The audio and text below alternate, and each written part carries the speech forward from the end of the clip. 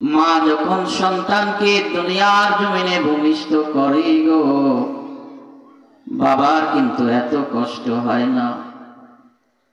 দুনিয়ার জমিনে মা যখন সন্তান জন্মগ্রহণ করে এত কষ্ট, বেহুশ হয়ে থাকে, দুনিয়ার আর কোনো খেয়াল থাকে না।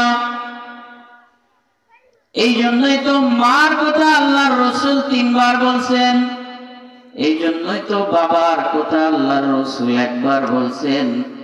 তার মানে এই নয় বুড়া বাবাকে বের করে দিয়ে মার খেদমত করতে বলেন নাই।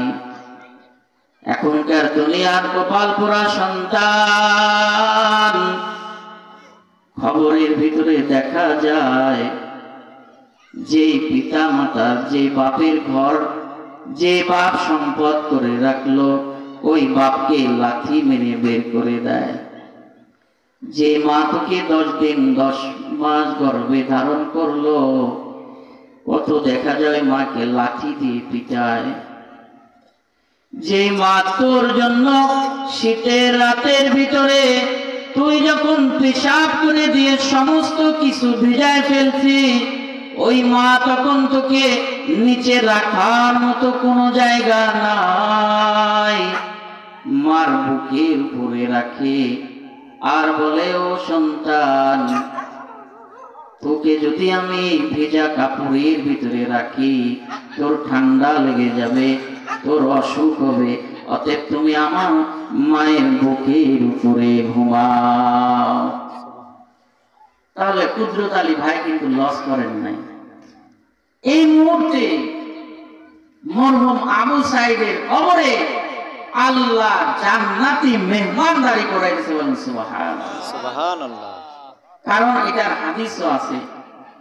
হযরত আবু বকর রাদিয়াল্লাহু তাআলা আনহু যখন এশার নামাজ হয়ে যাইতেন, উনি আর বাড়িতে যাইতেন না, কবরের পাশে উনি কবরের পাশে দাঁড়াইতেন, কবরের সামনে দাঁড়াইতেন, কবরের সামনে দাঁড়ায় এমন ভাবে কান্না করতেন, মানুষ যখন ঘুমায় থাকতো মানুষ মনে করতো হয়তো কারোই কোনো কিছু সমস্যা হয়ে গেছে, এত পরিমাণ জোরে জোরে কাঁদতেন।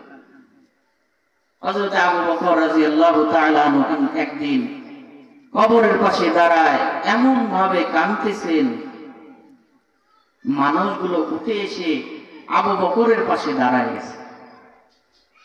মানুষগুলো ঘুমাইছিল, মানুষগুলো কি ঘুমাইতে পারে না, কারণ যদি কেউ রাতের বেলা কান্দে তাহলে আমি আর আপনি যদি বিবেকবান মানুষ হয়ে থাকি, কেউ ঘুমের ভিতরে থাকতে পারবে না। কিন্তু আমাদের এই দুনিয়াতে এমনও মানুষ আছে, পাশের বাড়িতে সমস্যা হয় আর আমি আরো কি দরজা শিকল কিংবা তালা দিয়ে রাখি যাতে আমার ওই বাড়িতে যাওয়া না লাগে। কিন্তু আবু বকর রাদিয়াল্লাহু তাআলা আনহুর পাশে দাঁড়াইলেন, দাঁড়ায় যা বললেন যে, ও ভাই আবু বকর, আপনি এইভাবে কেন কাঁদেন? কি অবস্থা, কি হয়েছে আপনার, কি সমস্যা আপনার? আপনি এমন ভাবে কাঁদতেছেন, আমরা ঘুম করতে পারলাম না, আমরা উঠে আপনার কাছে আসলাম। হযরতে আবু বকর রাদিয়াল্লাহু তাআলা আনহু ডাক দিয়ে বললেন, ও ভাই, আমি কবরের পাশে দাঁড়াইয়া আমি যখন জান্নাতুল বাকিতে দাঁড়াই, তাকায় দেখি কবরের ভিতরে আমি যাদের সঙ্গে আল্লাহর রাসূলের সঙ্গে, যে সাহাবীদের সঙ্গে জিহাদের ময়দানে থাকতাম, যে সাথীদের সঙ্গে আল্লাহর রাসূলের সামনে আল্লাহর রাসূলের কথা শুনতাম, যে সাথীদের সঙ্গে একসাথে নামাজ পড়তাম, যে সাথীদের সঙ্গে একসাথে একই প্লেটে খানা খাইতাম, আমি তাকায় দেখি ওই সমস্ত সাথীদের কবরের ভিতরে আল্লাহ জান্নাতীর খানা খাওয়াইতেছেন, বলেন সুবহানাল্লাহ। যাদের সাথে ঘুমাইতাম, যাদের সাথে এক প্লেটে খাইতাম, তাদেরকে কবরের ভিতরে আল্লাহ জান্নাতের মেহমানদারি করাইতেছেন, বলেন সুবহানাল্লাহ। হযরতে আবু বকর ডাক দিয়ে বললেন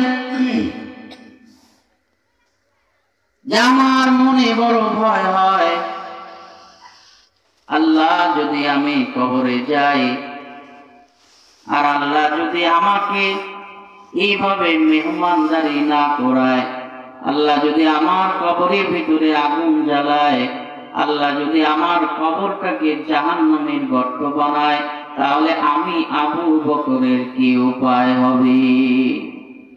বলেন তো, আবু বকর রাদিয়াল্লাহু তাআলা আনহু যদি এই চিন্তা করেন, তাহলে আমি আর আপনি কোথায় যাব?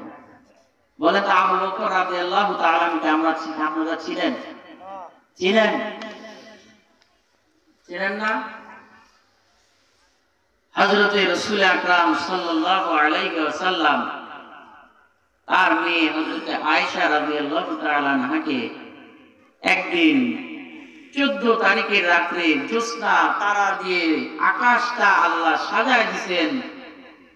মাঝে মাঝে স্ত্রীদেরকে নিয়ে এরকম কি আল্লাহর রাসূলের সুন্নত, বাহিরে বের হবেন রাতের বেলায়, আল্লাহর রাসূল তার বিবিদের সঙ্গে সুখ দুঃখের গল্প করছেন। বলেন আলহামদুলিল্লাহ। আলহামদুলিল্লাহ। আয়েশা রাদিয়াল্লাহু তাআলা আনহা ডাক দিয়ে বললেন, ইয়া রাসূলুল্লাহ, আকাশের ভিতরে যত তারা আছে